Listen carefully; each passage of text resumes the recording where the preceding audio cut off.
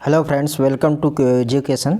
आप लोगों ने पिछली लेक्चर में सिंपल इंटरेस्ट का पहला पार्ट देख लिया था। ये सिंपल इंटरेस्ट का सेकंड पार्ट है। मैंने उस लेक्चर में आपको कुछ इम्पॉर्टेंट और बेसिक कॉन्सेप्ट बताए थे। यहाँ उसी में उसके आगे के कुछ क्वेश्चंस हैं। चलिए स्टार्ट करते हैं, देखते हैं पहला क्वेश्चन क्या कह रहा है। पहला क्वेश्चन आप रीड कीजिए। कह रहा है 1500 रुपये की कोई धनराशि दो भागों में इस प्रकार उधार दी जाती है कि एक भाग पर 10% वार्षिक की दर से 5 वर्ष का साधारण ब्याज और दूसरे भाग पर 12.5% की दर से 4 वर्ष का साधारण ब्याज के बराबर है, तो 12.5% पर दी गई उधार धनराशि क्या होगी। ठीक है, 12.5% पर जो उधार धनराशि दी गई थी उसका बताया था। इसमें देख रहे हैं आप रुपया क्या है, और उसमें एक चीज़ मैंने पिछले लेक्चर में बताया था, यहाँ पर भी एक बार रिवाइज कर देता हूँ थोड़ा सा, कि सिंपल इंटरेस्ट डिपेंड किस पर करता है। सिंपल इंटरेस्ट डिपेंड किस पर करता है? दो बातों पर निर्भर करता है। If principal remains same, principal अगर जो कांस्टेंट रहता है तो दो बातों पर, R T rate of interest और टाइम पर, अगर वो प्रिंसिपल सेम रहता है। हमेशा ध्यान रखने, अगर वो प्रिंसिपल सेम रहता है तो सिंपल इंटरेस्ट आर टी पर डिपेंड करता है। ठीक है, उसी का ये कॉन्सेप्ट है, उसी के हिसाब से लगाना है। यहाँ देखेंगे आप, दिया है कि 1500 रुपये की धनराशि है। ये 1500 रुपये की धनराशि है। अब कॉन्सेप्ट समझेंगे आप। 1500 की धनराशि है और इसको दो भागों में विभाजित किया गया है। एक 10% की दर से, एक 10% की दर से कितने साल के लिए? 4 साल के लिए। और एक दी गई है राशि 12.5%, 12.5% की दर से 10% की दर से 5 साल के लिए और 12.5% की दर से 4 वर्ष के लिए। और साधारण ब्याज, ये जो सिंपल इंटरेस्ट है, आपस में बराबर हो जाता है। तो ध्यान रखिएगा, जब ऐसा कॉन्सेप्ट आ जाता है, सिंपल इंटरेस्ट बराबर आ जाए और ये आर टी मैंने बताया सिंपल इंटरेस्ट आर टी के बराबर होगा, तो एस आई जो होता है, ठीक है, ये एस आई आपस में बराबर हो जाए, ऐसा आ जाए, तो प्रिंसिपल क्या होगा? तो प्रिंसिपल का रेशियो हमेशा P1 और P2 का रेशियो, ठीक है, इनका अपोजिट आ जाता है। क्या आ जाता है? इनका opposite, R1 T1 RT T2, यानी P1 और P2 का रेशियो क्या होता है? Is equal to 1/R1 T1 is to 1/R2 T2, ये आपका आ जाता है। ठीक है, तो हमेशा ये प्रिंसिपल का रेशियो रहेगा। P3 आ जाए तो 1/R3 T3।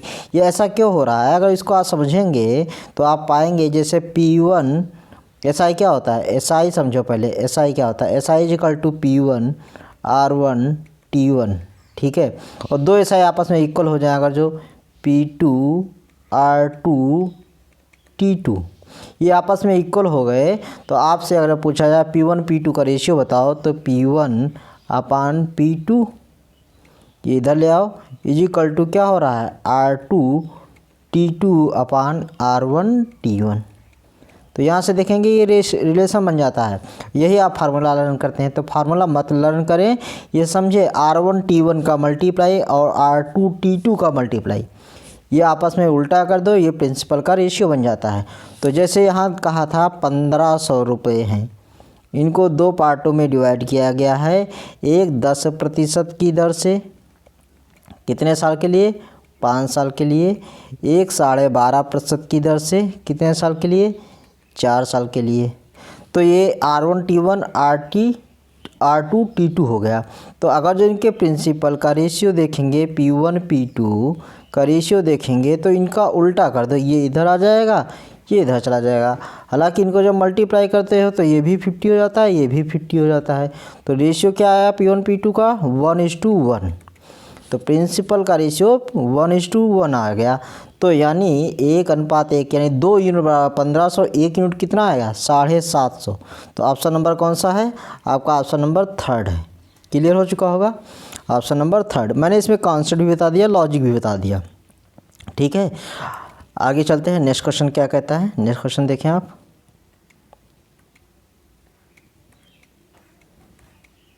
ये रहा नेक्स्ट क्वेश्चन। किसी राशि पर 5% की दर से 3 वर्ष और 4 वर्षों में साधारण ब्याज में 42 रुपये का अंतर है, तो वह राशि क्या होगी? मैंने आपसे कहा था कि ये बात ध्यान रखना, अगर जो प्रिंसिपल सेम रहता है तो इंटरेस्ट किस पर होगा, आरटी पर। यहाँ पर फिर से वही आ गया, 5% की दर से 3 साल के लिए ब्याज और 5% की दर से 4 वर्षों के लिए ब्याज। दोनों के ब्याज का अंतर कितना हो गया, बराबर 42 रुपये हुआ, बता रहा 42। ठीक है, 5% की दर से 3 साल और 5% की दर से 4 साल के। ठीक है, तो 5×3 = 15 और 5 के 20, यानी अंतर कितना आया, 5% का आया। इसी वजह से 42 रुपये क्या हुए, ज़्यादा हुए। तो 5% बराबर 42, तो 100% इजिकल टू कितना आ जाएगा, 100% निकालेंगे, 100/5 गुणे 42 इजिकल टू 840। ऑप्शन नंबर कौन सा आया आपका, 4th आया। ठीक है, ऑप्शन नंबर कौन सा आया, 4th।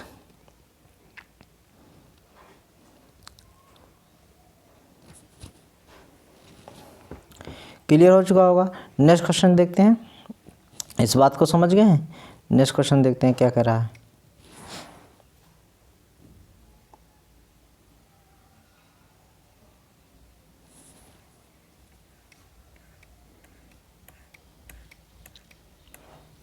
ये रहा एक नेक्स्ट क्वेश्चन, किसी धनराशि पर 4% की दर से 8 मास का साधारण ब्याज उसी धनराशि पर 5% की दर से 15 मास के साधारण ब्याज से 129 रुपये कम है, वह धनराशि क्या होगी। आज मैंने सारे उसी टाइप के क्वेश्चन निकाले हैं तुम्हारे लिए। ये देखिएगा, इसमें क्या कह रखा है कि 4% की दर से, ठीक है, 8 मास के लिए, तो 4% की दर से अगर कोई रेट दिया गया है 8 मास के लिए यानी 8 महीने के लिए, और दूसरा कह रहा है 5% की दर से दिया गया है रेट कितने महीने के लिए, 15 महीने के लिए। ठीक है, तो ये ध्यान रखना, ब्याज की दर तो वार्षिक है, जबकि जो टाइम दिया गया है मंथली दिया है, यानी इनको ईयर्स में बदलोगे। ईयर्स में बदलने के लिए 12 से डिवाइड कर दोगे, बटे 12, यहाँ भी 12 से डिवाइड कर दोगे तो बटे 12। तो ये क्या हो गया, ब्याज बन गया आरटी। तो आरटी ब्याज बन गया, इसकी वजह से साधारण ब्याजों का अंतर कितना आया है, 129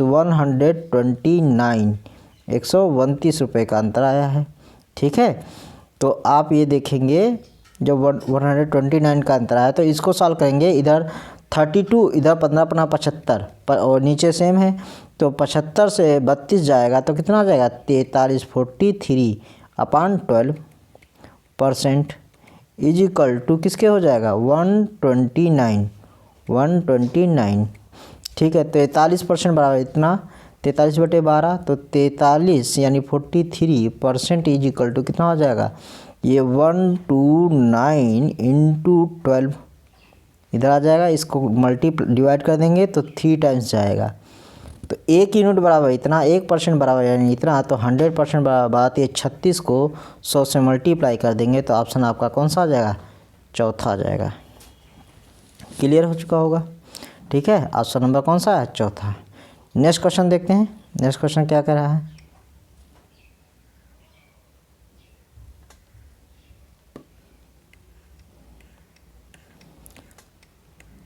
ये रहा नेक्स्ट क्वेश्चन आपके स्क्रीन पर। एक राशि किसी दर पर साधारण ब्याज पर 2 वर्ष के लिए उधार दी गई थी, यदि उसे 3% अधिक दर पर उधार दिया गया होता है। पहले 2 वर्ष के लिए दी गई, अब बताया यदि उसे 3 वर्ष पर के लिए अधिक 3% की दर पर अधिक दिया जाता, वह 3% की दर से अगर ज़्यादा होता तो उसको मूल राशि या उसको जो ब्याज मिल रहा था तो उसको ज़्यादा मिलता ना। तो 1 साल में 3% अधिक मिल रहा है ब्याज, 1 साल में 3% ब्याज अधिक मिल रहा है, तो 2 साल में कितना मिलेगा, 6% मिल जाएगा अधिक। और इसी की वजह से 6% भैया ब्याज 2 साल में एक्स्ट्रा मिला है, और उसी की वजह से उसको 300 रुपये अधिक मिल गए। मिले कि नहीं मिले, तो उसने कहा है वो मूल राशि कितनी थी, तो मूल राशि हमेशा कितनी होगी, मूल राशि हमेशा कितनी होगी, 100% होती है। 6% बड़ा इतना, तो 100% क्या होगा, तो 100% जब निकालेंगे 100/6 × 300 सॉल्व करेंगे, 6 को 5 से मल्टीप्लाई कर देंगे 30, यानी आप देखेंगे तो 5000। ऑप्शन नंबर कौन सा आया, पहला। ठीक है। नेक्स्ट क्वेश्चन देखते हैं। नेक्स्ट क्वेश्चन क्या कह रहा है।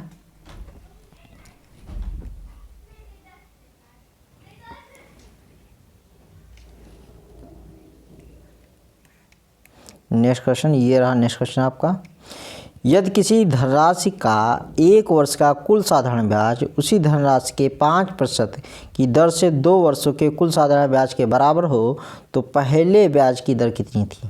पहले 2 ब्याज हैं इसमें, तो पहले वाले ब्याज की दर पूछिए आपसे।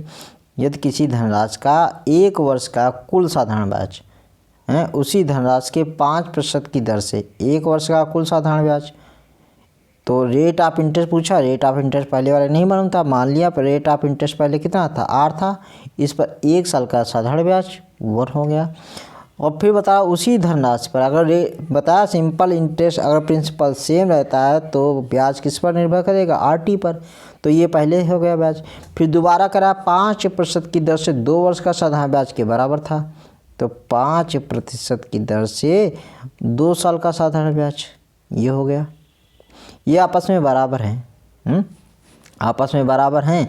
तो आपसे पहले वाले ब्याज की दर पूछिए हैं, तो ब्याज साधारण ब्याज आपस में बराबर हो गए, देखो ठीक है। तो प्रिंसिपल सेम रहेगा तो कोई फर्क ही नहीं पड़ा। R इजिकल टू अगर निकालेंगे तो कितना आ जाएगा, 5 2 जा 10%। बहुत सिंपल सा है। ऑप्शन नंबर कौन सा आया, 3rd आ गया। ठीक है, बहुत सिंपल क्वेश्चन है। इसमें कुछ नहीं कर रखा है, इसमें ना मूल राशि ना कुछ है। अगर आप निकालना चाहोगे तो बेसिक भी लगाओगे, फिर प्रिंसिपल मानोगे, R मानोगे और टाइम मान लिया 1 साल बटे 100 लगाओगे, PRT/100 भाई। ऐसे भी देख लो। फिर प्रिंसिपल वही था, R आपके साथ में कितना है 5% है, टाइम आपने 1 ले लिया अपन में 100, ऐसे करके देख लो भाई। तो 5 5 कैंसिल आउट हो जाएगा, ये 100 100 कैंसिल आउट हो जाएगा। यहाँ टाइम तो 2 साल दिए हैं, देखो 5 दूनी 10, R इजिकल टू 10% आ गया। ऐसे भी लगाओगे, चाहे वैसे लगाओ चाहे ऐसे लगाओ, ठीक है। तो कॉन्सेप्ट समझ लो एक बार। चलिए नेक्स्ट क्वेश्चन देखते हैं। ये रहा नेक्स्ट क्वेश्चन। एक व्यक्ति ने 400 रुपये 2 वर्ष के लिए, 550 रुपये 4 वर्ष के लिए तथा 1200 रुपये 6 वर्ष के लिए जमा किए। उसे कुल साधारण ब्याज 1020 रुपये। तो कुल साधारण ब्याज मिला। साधारण ब्याज किस पर डिपेंड करेगा, RT पर डिपेंड करेगा, ठीक है, RT पर। यहाँ प्रिंसिपल भी दिया तो PRT टोटल निकाल लेते हैं। R% तो सेम ही होगा, R सबके लिए एक ही है, एक ही ब्याज की दर है। ब्याज की दर R मैंने मान लिया। तो यहाँ देखोगे 400 रुपये है, 400 को 2 साल के लिए, ठीक। R है इंटू R, तो R में R/100 आ जाएगा, प्लस या R को बाद में मल्टीप्लाई, चलो यहीं पर कर देता हूँ तुम्हारे हिसाब से। तो ये हो गया R, ठीक। R% होता है R/100। इसी तरीके से प्लस 550 है, 550 है, 550 को 4 साल के लिए यानी 4R हो जाएगा कि नहीं हो जाएगा, 4R अपान में कितना आ जाएगा 100, ये तो आना ही आना है। प्लस 1200 रुपये को 6 साल के लिए, 1200 हैं ये, और कितने 6 साल के लिए, ठीक है, इंटू 6R अपान में 100 आना ही आना है। टोटल 1020 के इक्वल होगा। इसको पहले सॉल्व कर लेते हैं। तो आप ये देखेंगे 00 00 कैंसिल आउट हो जाएगा। तो सॉल्व करेंगे तो 4 2 जा 8R आ गया। ये कितना आया 8R आया। प्लस आगे इसको जब सॉल्व करेंगे, इसको जब सॉल्व करेंगे तो देखेंगे यहाँ से 1 0 कैंसिल आउट हो जाएगा, ये 1 0 कैंसिल आउट हो जाएगा। 5 दूनी 10, यहाँ कितना आ जाएगा 11 आ जाएगा। और इसको 2 से काट देंगे, 2 2 जा 4, 11 2 जा 22। यहाँ पर कितना आएगा 22R, 22R आ गया। यहाँ 8R, ये 22R। प्लस इसमें देखेंगे 100 100 कैंसिल आउट हो जाए, 12 6 72, 72R is equal to total कितना प्राप्त हुआ था 1020 इतना प्राप्त हुआ था। इनको जब जोड़ेंगे तो देखेंगे 22 8 30 और 30 72 कितना होगा 102R इज इक्वल टू 1020। तो R इज इक्वल टू इससे डिवाइड करेंगे तो कितना आ गया 10%। क्लियर हो चुका होगा। ऑप्शन नंबर कौन सा आया? ऑप्शन नंबर आपका फर्स्ट आ गया। ठीक है, ऑप्शन नंबर कौन सा आया? फर्स्ट आया। कॉन्सेप्ट समझ आ रहा होगा। चलिए नेक्स्ट क्वेश्चन देखते हैं क्या कर रहा है।